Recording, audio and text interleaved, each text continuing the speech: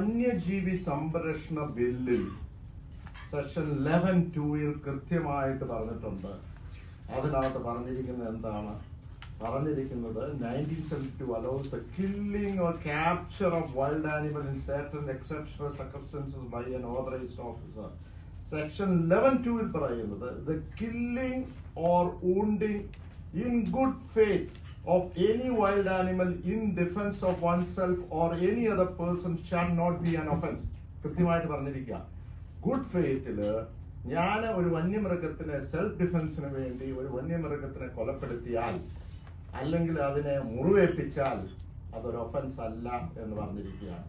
പിന്നെ എന്തുകൊണ്ട് ഇത് ചെയ്യാൻ പാടില്ല എന്നുള്ളൊരു ചോദ്യം നിങ്ങളുടെ ഇടയിൽ നിന്ന് വരും. ഈ കീ ഇഷ്യൂ എന്താണ്?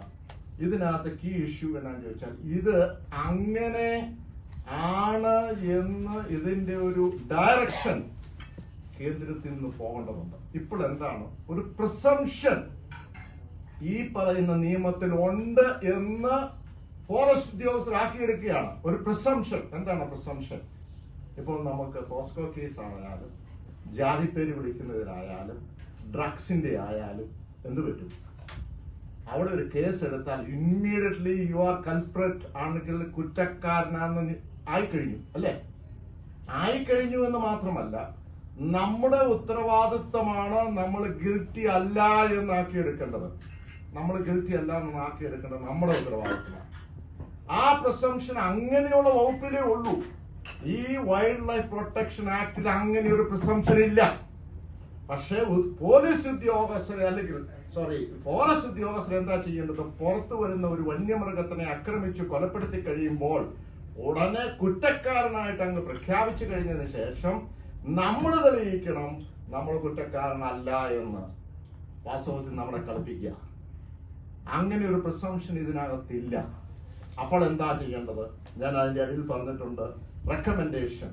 ആ recommendations invoking powers under section 63 of the Wildlife Protection Act 1972, the central government may by notification of an official gazette make rules for any of the matters which is by act are to be or may be prescribed. അപ്പോൾ ഇത് മലയാളത്തിൽ ഞാൻ പറഞ്ഞു പ്രവേശിച്ചിട്ടുണ്ട്. ഈ പറയുന്ന വകുപ്പ് 63 പ്രകാരം മന്ത്രാലയം വ്യക്തമായ നിർദ്ദേശങ്ങൾ പഠിപ്പിക്കാൻ പറ്റും. ഇപ്പോൾ ഒരു ആനക്കൊമ്പ് കിട്ടി അല്ലെങ്കിൽ വന്യമൃഗത്തിന്റെ മാംസം കിട്ടി, പ്രിസംഷൻ വരും. ആ കുറ്റക്കാരനാക്കി എടുത്തു. അവന്റെ ഉത്തരവാദിത്വമാണ് അത് തെളിയിക്കാൻ അവൻ ഗിൽറ്റി അല്ല എന്നുള്ളത്. പക്ഷെ ഇവിടെ ഇങ്ങനെയുള്ള ഒരു സെൽഫ് ഡിഫൻസിന് ചെയ്ത് കഴിയുമ്പോൾ സെക്ഷൻ 63 പ്രകാരം നമുക്കൊരു അമെന്റ്മെന്റിന് പോയി കഴിഞ്ഞാൽ, കേന്ദ്രത്തിൽ അമെന്റ്മെന്റിന് പോയി കഴിഞ്ഞാൽ ഇപ്പോഴൊന്നും വരില്ലെന്ന് എനിക്കറിയാം. പക്ഷെ 63 പ്രകാരം, സെക്ഷൻ 63 പ്രകാരം എക്സിക്യൂട്ടീവ് ഓർഡർ ഇടാൻ പറ്റും. കേന്ദ്രത്തിന് ഒരു എക്സിക്യൂട്ടീവ് ഓർഡർ ഇടാൻ പറ്റും. അപ്പോൾ അങ്ങനെ ഓർഡർ ഇടുന്നുണ്ട് ഒരു ഡയറക്ഷനാണ്. നിങ്ങൾ ഇത് പ്രിസംഷൻ ഇല്ല.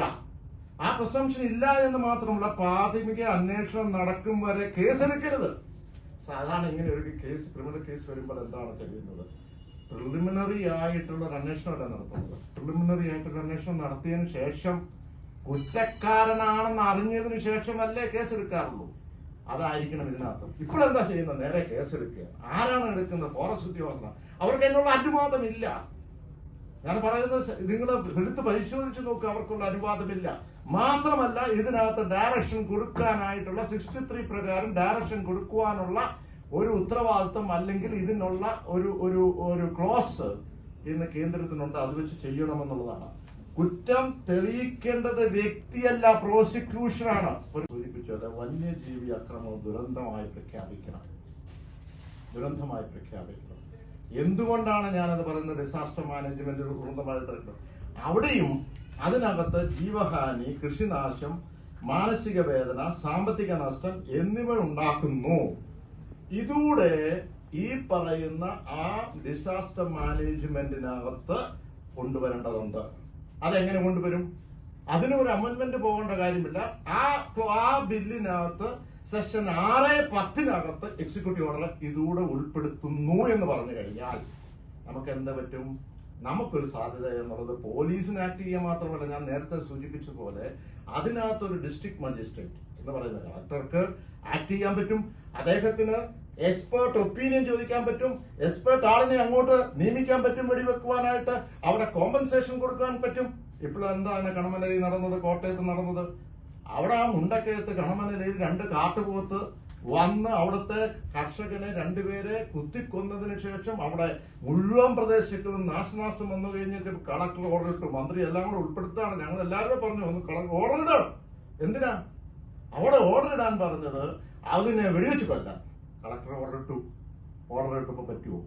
അവിടെ വൈൽഡ് ലൈഫ് വാർഡൻ പറഞ്ഞു ഞങ്ങൾക്ക് പറ്റില്ല, ഞങ്ങൾക്കല്ല, പോലീസ് ചെയ്യാൻ പറ്റത്തില്ല, അതിന് നടക്കുകയില്ലെന്ന് പറഞ്ഞു.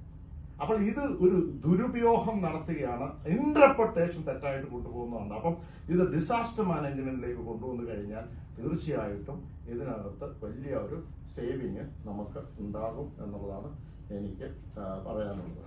ഈ 3ാമത്തെ പാരഗ്രാഫില് അവിടെ ഒരു ഭരണഘടനാ പ്രതിസന്ധിയാണ്. ആ ഭരണഘടനാ പ്രതിസന്ധി എന്താണ്? നമുക്കറിയാം, ഭരണഘടനയിൽ തന്നെ ആർട്ടിക്കിൾ 21 റൈറ്റ് ടു ലൈഫ് അത് പറഞ്ഞിട്ടുണ്ടല്ലോ. അപ്പൊ നമുക്ക് ജീവിക്കാനുള്ള അവകാശം, നമുക്ക് ജീവൻ നിലനിർത്തുവാനുള്ള സ്വത്തിനും അതുപോലെ തന്നെ നമ്മുടെ ജീവനും സംരക്ഷിക്കണമെന്ന് ഭരണഘടനയിൽ പറഞ്ഞിട്ടുണ്ട്. അത് ഒരു വ്യക്തി നമ്മളെ കൊലപ്പെടുത്താൻ വരുമ്പോൾ നമുക്ക് സ്വയം രക്ഷയ്ക്ക് വേണ്ടി ഒരു മനുഷ്യനെ കീഴ്പ്പെടുത്താൻ കൊല്ലാം, അല്ലേ? പക്ഷെ ഒരു വന്യമൃഗം പുറത്തേക്ക് വരുമ്പോൾ നമുക്കതിനെ കൊല്ലാൻ അധികാരമില്ല എന്ന് പറഞ്ഞാൽ അതിനകത്തൊരു ഭരണഘടനാ പ്രതിസന്ധിയിലേക്ക് ഈ രാജ്യം പോവുകയാണ്. എത്രമാത്രം ഇങ്ങനെ പോകാൻ കഴിയും? നമുക്കൊരു ടെററിസ്റ്റ് വന്നു കഴിഞ്ഞാൽ ആ ടെററിസ്റ്റിനെ നമുക്ക് കൊല്ലാം, അല്ലെ? ഭീതി ഉണ്ടായ ഒരു മനുഷ്യനെ കൊല്ലാൻ വരുമ്പോൾ കൊല്ലാം, പക്ഷെ ഒരു വന്യമൃഗത്തിനെ കൊല്ലത്തില്ല എന്ന് പറഞ്ഞാൽ അത് അനുവദിക്കാൻ പറ്റുന്നതല്ല. അത് ഭരണഘടനയുടെ ഒരു പ്രതിസന്ധിയാണ്.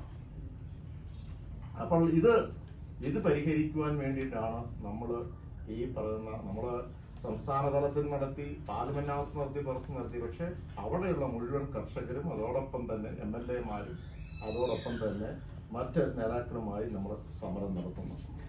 വനം നിയമ ഭേദഗതി എന്നുള്ള ആ വാക്ക് ഇൻ ജനറൽ പറഞ്ഞതേ ഉള്ളൂ. ഭേദഗതിയിലേക്ക് ജോർജിയ പോകാൻ ബുദ്ധിമുട്ട് വരും. കാരണം ഇത് പാർലമെന്റ് വരണം, ചർച്ച ചെയ്യണം, അമെന്റ്മെന്റ് നടത്തണം. ചിലപ്പം മാസം എടുക്കും, ചിലപ്പോൾ വർഷങ്ങൾ എടുക്കും. ഇതൊരു എക്സിക്യൂട്ടീവ് ഓർഡർ മതി. അത് ഞാൻ പറഞ്ഞ വകുപ്പ് പ്രകാരം എക്സിക്യൂട്ടീവ് ഓർഡർ വെച്ചിട്ട് ചെയ്യാൻ പറ്റും. 63 സെക്ഷൻ 63 നമ്മൾ എടുത്ത് വായിച്ചു നോക്കിയാൽ കൃത്യമായി ഇതിനകത്ത് പറഞ്ഞിട്ടുണ്ട്. The central government may by notification in the official gazette make rules for any of the matters which by this act are to be or may be prescribed. പക്ഷെ കേന്ദ്രം പറയുന്നത് സംസ്ഥാനത്തിന് ഏത് ജീവിയെയും മനുഷ്യനെ മുഖേന വെടിവെച്ച് കൊല്ലാൻ സംസ്ഥാനത്തിന് അധികാരം നൽകിയിട്ടുണ്ട് എന്നാണ് കേന്ദ്രം കഴിഞ്ഞ ദിവസം ലോക്സഭയിൽ കേന്ദ്രം പറഞ്ഞ കറക്റ്റ് അധികാരം കൊടുത്തിട്ടുണ്ട്. പക്ഷെ ആ അധികാരം വെച്ച് കഴിയുമ്പോൾ ഞാൻ പറഞ്ഞ there is a presumption. ആ പ്രിസംപ്ഷൻ ആരുണ്ടാക്കിയെന്ന് എനിക്കറിയില്ല. ചിലപ്പോ എന്റെ ജനറേഷന് മുമ്പ് ഉണ്ടാക്കി കാണും. ഇവിടെ വന്നു കഴിഞ്ഞാൽ കേസ് എനിക്ക് എടുക്കാമെന്ന് ഈ പറയുന്ന ആരെങ്കിലും ഇതിനെ ചോദ്യം ചെയ്തു? ഇല്ലല്ലോ. മാധ്യമങ്ങൾ ചോദ്യം ചെയ്തില്ലല്ലോ. ഇതൊരു പ്രിസംപ്ഷൻ ഇതിനകത്തില്ല. ആ പ്രിസംപ്ഷനുള്ള വകുപ്പുകൾ ഏതൊക്കെയാ ഞാൻ പറഞ്ഞു. പോസ്കോ കേസിലുണ്ട്, ജാതിപ്പേര് വിളിക്കുന്നതിലുണ്ട്, ഡ്രഗ്സിലുണ്ട്. അവിടെയൊക്കെ കേസല്ല, ഉടനെ നിന്നെ ഈ പറയുന്ന കുറ്റക്കാരനെ പ്രഖ്യാപിച്ചു. അതുപോലെയല്ലേ ഇത് പ്രഖ്യാപിക്കുന്നത്? അങ്ങനെ ഒരു പ്രിസംപ്ഷൻ ഇതിനകത്തില്ല, ഈ വകുപ്പിലില്ല. ഇത് ആരാണ് ഉപയോഗിക്കുന്നത്? അത്തരമൊരു പ്രിസംപ്ഷൻ ഉദ്യോഗസ്ഥർ ഉണ്ടാക്കിയാൽ പോലും കേസെടുത്താൽ കേരള സംസ്ഥാനത്ത് മാത്രമല്ല, കേരളത്തിൽ കോടതിയിലൊന്നും നിലനിൽക്കണമെന്നില്ലല്ലോ. കോടതി ഓൾസോ ഐ ഫീൽ മിസ്റെപ്രസെന്റഡ്. അവിടെയാണ് ചില ലോബികൾ വന്ന് അതിന്റെ മറുപടി ആയിട്ട് അപ്പുറത്ത് നിൽക്കുന്നത്. ഇത് കേരളത്തിൽ മാത്രമല്ല, തമിഴ്നാട്ടിൽ ഇതല്ല ചെയ്യുന്നത്, മറ്റു സംസ്ഥാനങ്ങളും ഇതല്ല ചെയ്യുന്നത്, കർണാടകയിലല്ല ചെയ്യുന്നത്. ഞാൻ ഈ വൈൽഡ് ലൈഫ് വാർഡന്റെ മീറ്റിംഗിൽ ഒരു പ്രാവശ്യം കബിനി വെച്ച് നടത്തി ഞാൻ കൃത്യമായിട്ട് പറഞ്ഞു, നിങ്ങൾ കൊണ്ടുപോയി ഒരു വന്യമൃഗത്തിനെ പിടിച്ചിട്ട് കാട്ടിനകത്ത് പിന്നെ ഇട്ടാൽ തിരിച്ചു വരും. അരിക്കൊമ്പനെ പിടിച്ചിട്ട് അപ്പുറത്ത് കൊണ്ടിട്ട് അത് പിന്നെ തിരിച്ചു വരും.